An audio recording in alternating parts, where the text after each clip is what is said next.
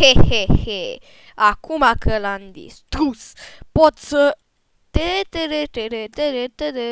A? Cine ești tu, urâto? Ce, mă? Eu sunt Viorica Dăncilă. Nu știi cu cine te pui? A, da, și ce o să-mi faci?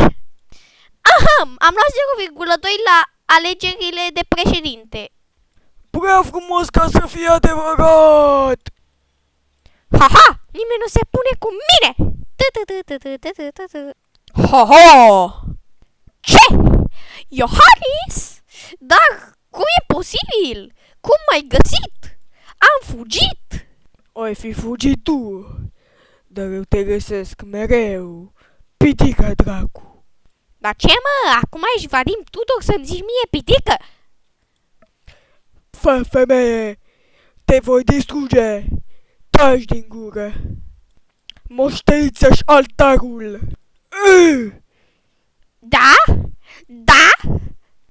Am luat 0,2 la alegerile de președinte. Frumos, eu am luat 78% sau cât ai fi luat, nu contează. Ce? Atacul meu nu a mers? Pe atunci voi folosi super atacul! Măta! Ha! Ha ha ha! Nimeni nu mă învinge! Ha ha! Ho-ho!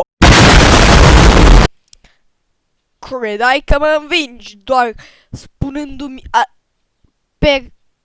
română percentul tău, 100%-ul tău de la președinție? Asta ești moartă, nu poți să vorbești. Ha ha ha ha. Iar acum ce o să fac?